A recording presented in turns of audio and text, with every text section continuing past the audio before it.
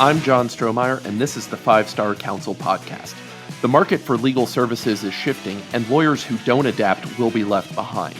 This podcast gives you a competitive edge in today's market by sharing the client service lessons you probably didn't learn in law school or in law practice.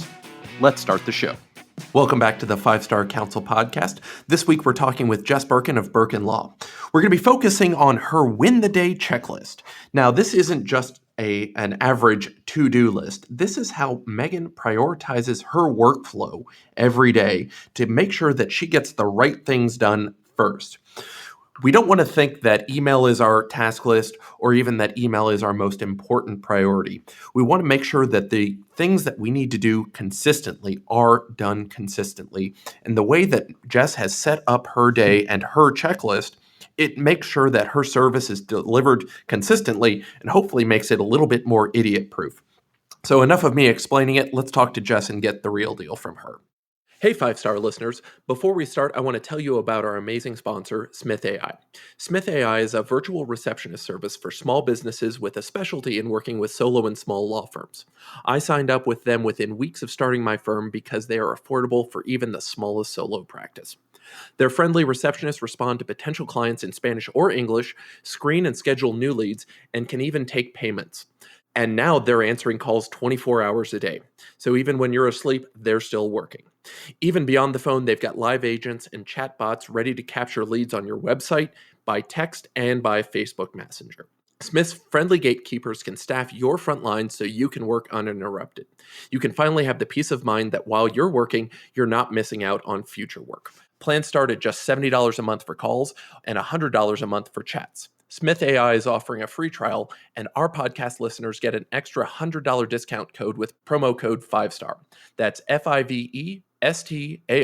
Sign up and learn more at www.smith.ai. Don't let another day go by. Try Smith AI. Jess Birken, longtime friend of the podcast. It is finally good to have you on.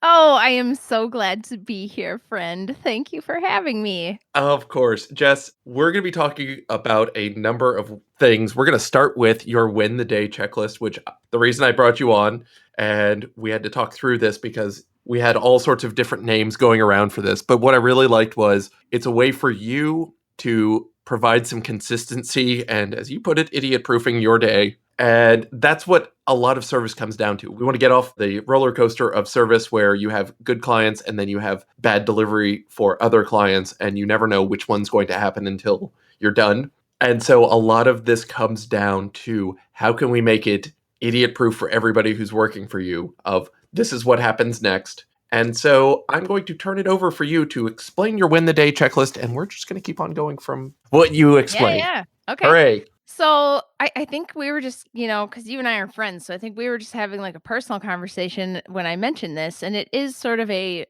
personal growth, personal development thing that I do. And, as a lawyer, and as a firm owner, I'm sort of always, the to-do list is never ending. The clients are never done needing you.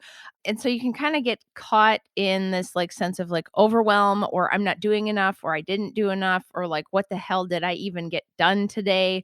And it can be, especially this year in 2020, when we're recording this, it can just be sort of depressing, where you can just really get kind of down on yourself. And so the Win the Day chart is basically something that I learned from Tim Ferriss in Tools of Titans. And it's like, put 5 things on a list and say, no matter what happens today, if I did these 5 things, or if I even did 4 out of 5 things, right, then I have won this day and it was a good day. So I think my first iteration of the list was like, make your bed, take your vitamins, call a friend.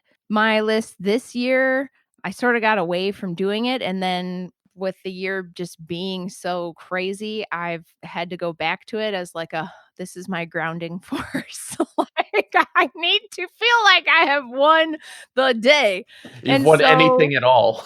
Yeah. And so, I was feeling really bummed out a lot of the time. So I made sure that my Win the Day is like, I think it's like, let me look at it. I have like 7 or 8 things on this list, and it says Win the Day, 5 or more equals you win. And there are things like take a 10 to 20 minute walk, do a morning gratitude journal, do my physical therapy because I tore a tendon in my foot and I just kind of like quit doing my exercises, right? Like I wasn't taking care of myself. Be creative, have a 3-song dance party. So like just put 3 great songs on and like dance around the living room, play a game with my kids. These are not legal things. These are not work related things. But if I do 5 of those things on my list, I will have had a better day and I will be a happier person and I will serve my clients better all week long if I do this. And so there are things like that that I do in my practice too that just sort of make it a no brainer and make it sort of a like, this is an easy way to systematize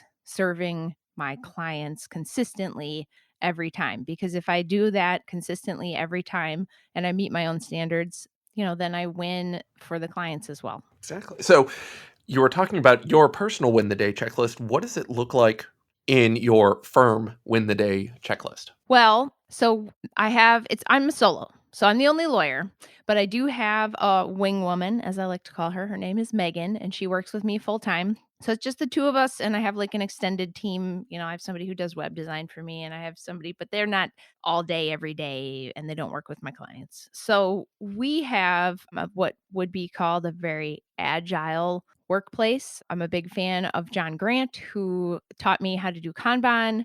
And so our win the day is basically like, are we following our structure of our day? We're supposed to kick off the day with a 5-minute morning meeting, and we're supposed to assign ourselves. We have what are now this is stop me if it gets too far in the weeds, but we have these priority flags. That's like, what is your top priority? What is your second priority? And the flags are representing like how many hours of the day that I actually have available to do work. So on a day where I have back-to-back client meetings, all my flags are taken. And on a day where I have, 2 hours of client meetings, but I have 4 hours open to assign myself the work, I will tag up my board and say, all right, like I'm going to do this project and it's going to take me probably 3 hours. So that's 3 of my flags. Now that's getting a little specific, but I find that's our win the day checklist is if we actually do our morning meeting and we assign our work to ourselves, our day goes a lot better. We meet our client timelines, clients are happy with us.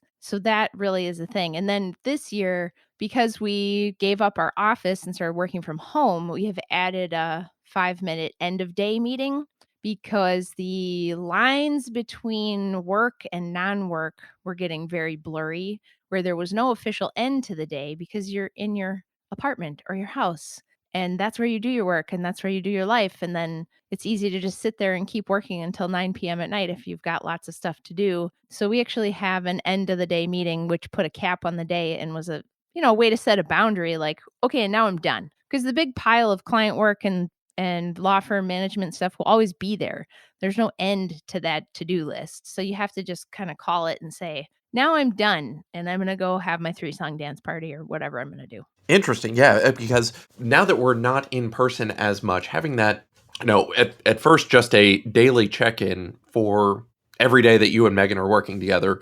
For some of my folks, they're working not every day, so I'm not having a daily meeting on days that they're not there, but the days that they are, definitely focusing on that, not only to make sure I know where they are, but they're getting the guidance from me on, if they get stuck on something, they have more than enough to do, but also knowing, okay, I don't need to bother John today because I will talk to him the next time I work and I've got enough other things to work on so that if I get stuck, I can go focus elsewhere. So you're doing this daily stand up and you're picking out your win that, this is what today will be won by. Are you doing anything more globally like a weekly check-in of this week I need to make sure that these things get done? Yeah, we do a Monday morning planning meeting, which is like, okay, what's on the hot list, right? Like according to our like workflow policies, I have 1 week to produce this document for this client. Well, it's due in 3 days, so that's on my hot list. So we set priorities at the beginning of the week. What's on your hot list, Megan? Okay, what's on your hot list, Jess? And then at the end of the week, we do a review meeting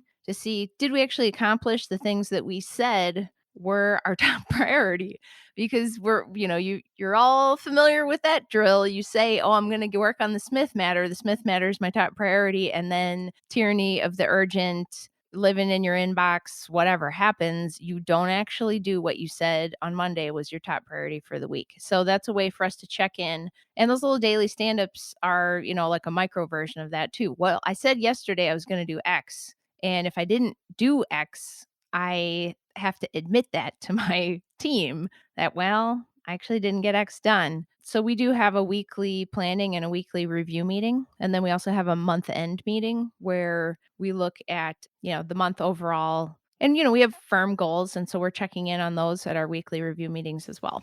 Right. And so you're tracking exactly what's going on. And it's not just a, golly, I hope I get the Smith matter done this week. And I promise it's the first and top thing.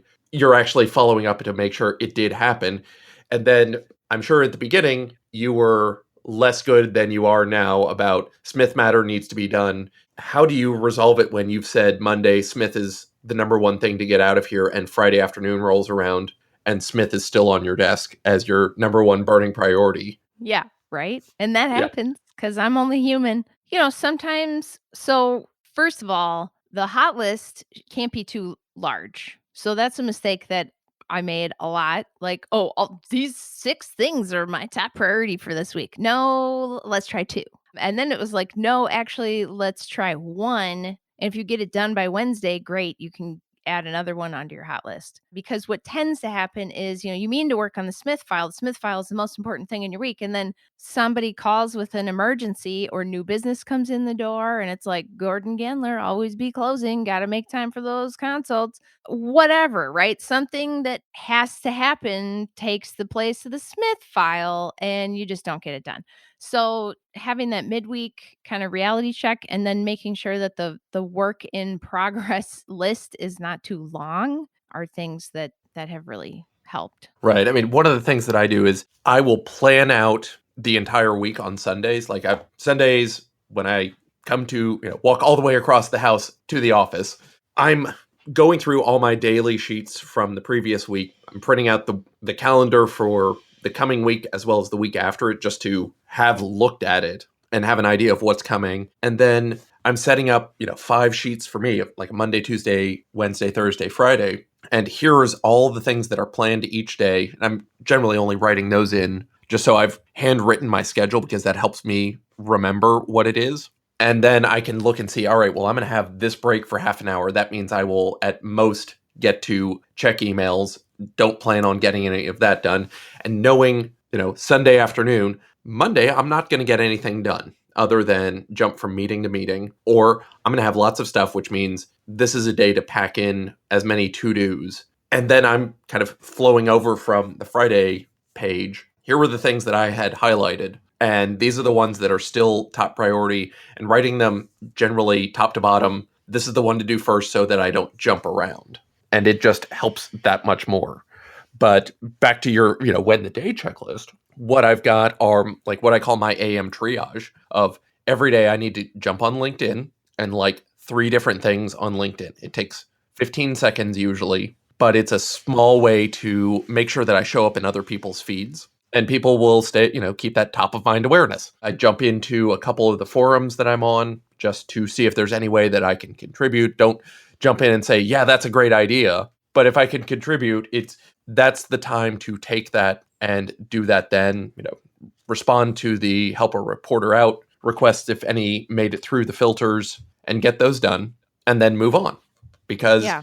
if I've done that, and then I've got, with my intake guy, I've got some time with him every morning to make sure we've resolved everything, or engagement letters coming in, stuff that I shouldn't be doing anymore and generally don't do. I've gotten rid of it. It's off my desk. We'll call those Brad's problems now. But making sure that that gets done, then I don't have to have that stuff kind of cluttering up my head all day of, did the engagement letters get signed, or did we call these people back? It's somebody else has that. Yeah. Well, a lot of like what you're describing is sort of, that's also an agile thing, right? Like the unseen work. And that's what makes you go crazy as a lawyer or a law firm owner. You're trying to keep all of the little miscellaneous to-dos in your head. And, so your win the day list might look different from mine because it might be like marketing focused, or it might be like our friend Ryan McKean, he does like every day he posts on Google My Business every day. I Right. don't know how the hell he does that, but he does it every day and just takes a couple minutes and he's got a little system and that's, he considers that the marketing win the day for Ryan, right? So I think there are ways that you can set it up for you. For me, I have no problem just working forever. Like I actually need my win the day sheet to be like, get your butt outside and go for a walk because taking care of the whole person helps the firm. Right, because I mean, I've learned if I do my runs first thing in the morning, even as a non-morning person, then I don't have to say, "All right, well, I work till 6:30 or 7 again. Goodbye, family. I'm going for a run. I'll be back in an hour." And then all of a sudden it's 8:30. Right. It's a get it up, get it done, and then it's off the list. I don't have to think about that again until tomorrow. Yeah. But building some of those systems frees you up to be more productive and to be better and to really like take care of your clients better. Like I used to send individually tailored emails to potential new clients and, now we've systematized it so that they get a nice warm welcoming personalized email the first time and then, they get put into a sequence of welcome emails that say, "Hi, let me tell you more about me and who I am and my team." And then, "Hey, hi again. Here's how we work. This is what it's like to work with us." Right. And so it's like that's setting that standard also frees me up to do the other things. So I don't have to think about like, oh, right, that, Patty, she contacted me and I got to like follow up with her and make sure she knows about our firm. So some of that stuff can really provide better service too. Right, because you're taking it off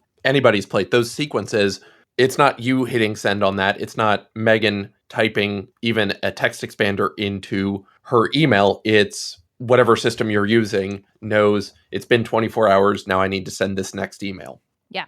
Yeah, and I'm a big fan of, if you follow me at all, I'm always talking about systematizing, automate, delegate, make things easier on yourself so that you can enjoy your practice more, so that your clients are better served and you have happier clients, less ethics complaints. It's all a win-win-win, right? Right. I mean, it sounds trivializing where we're just reducing everything we do to a checklist or some sort of sequence, but the point is we're making the small easy things, checklists and automated so that we can focus on the bigger things. Like nobody wants to have the job of just punching one thing out every day for 8 hours a day. If we can give them more variety, yes, the person who's overseeing, for us, Zapier or whatever else that's going to do automatic tasks, there's some brain work in there to make sure that the systems all work the way they're supposed to. But I don't want to, it's not that I don't want to pay people to do things. I don't want to pay somebody whose sole job is to copy paste, dear Bill Smith, welcome to our firm. This is the seventh email in our 9 equal email sequence just because it's the next day. It's Yeah. taking that like mindless task and putting it in the hands of the robots. That's better. Like people, clients are going to know, all right, look, he didn't customize these 9 emails for me other than my name at the front. That's okay. That we need to get them information, and this is the best way to do it. And it's both digestible and more likely to be read.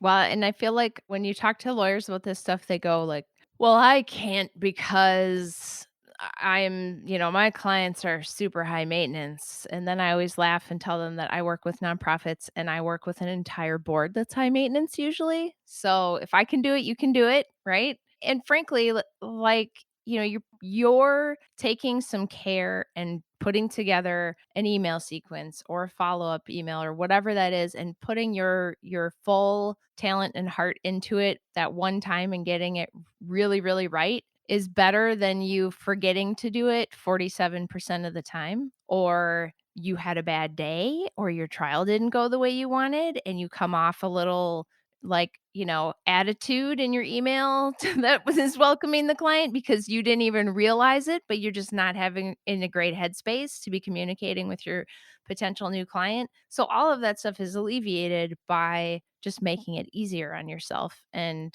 to me, it's a no-brainer to do those things in the business systems And I think the personal system was the sort of like revelation to me, like, oh, I should have this win the day checklist where I make it easier on myself to, take care of the lawyer at the law firm, which ultimately serves everybody better. But for me, the business stuff was natural and the taking care of myself stuff was unnatural. So you can ask my Well, therapist about why that might be.